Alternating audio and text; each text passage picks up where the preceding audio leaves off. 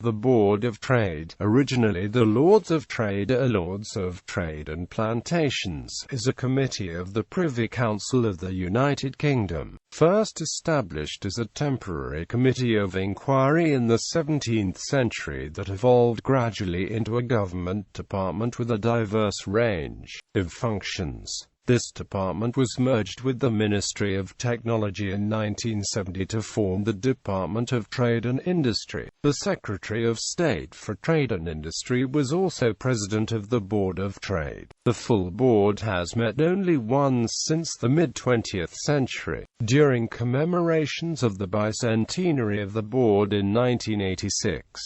In 2016, the role of President of the Board of Trade was transferred to the Secretary of State for International Trade. History. In 1621, King James I directed the Privy Council of England to establish a temporary committee to investigate the causes of a decline in trade and consequent financial difficulties. The board's formal title remains the Lords of the Committee of the Privy Council, appointed for the consideration of all matters relating to trade and foreign plantations. In 1696, King William III appointed 8 paid commissioners to promote trade in the American plantations and elsewhere. The Lords Commissioners of Trade and Foreign Plantations, appointed in 1696 and commonly known as the Lords of Trade, did not constitute a committee of the Privy Council, but were, in fact, members of a separate body. The board carried on this work but also had long periods of inactivity,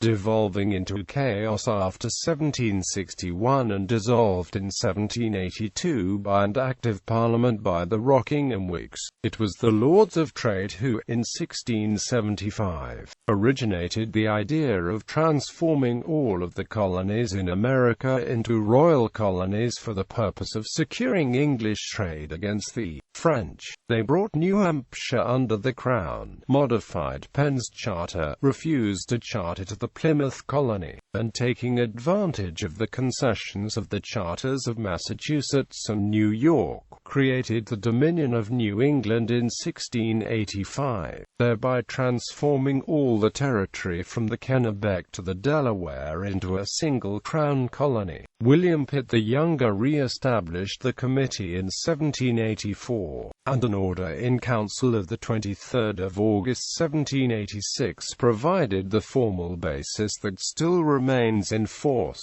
A secretariat was established which included the president, vice president and board members. By 1793, the board still remained in its old structure, with 20 members including the Archbishop of Canterbury. After 1820, the board ceased to meet regularly and the business was carried out entirely by the Secretariat. The short name of Board of Trade was formalized in 1861. In the 19th century, the board had an advisory function on economic activity in the UK and its empire. During the second half of the 19th century, it also dealt with legislation for patents, designs and trademarks, company regulation, labor and factories, merchant shipping, agriculture, transport, power, etc. Colonial matters passed to the Colonial Office and other functions were devolved to newly created departments, a process that continued for much of the 20th century. The original commission comprised the 7 great officers of state, who were not required to attend meetings, and the 8 paid members,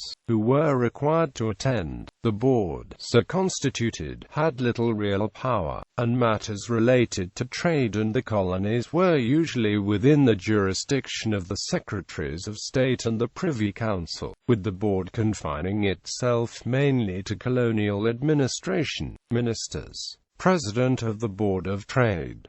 Vice President of the Board of Trade. Parliamentary Secretary to the Board of Trade.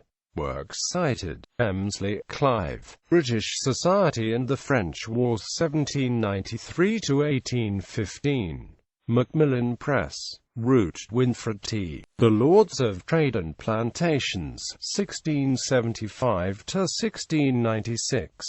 American Historical Review 23, 20-41. History of the Board of Trade.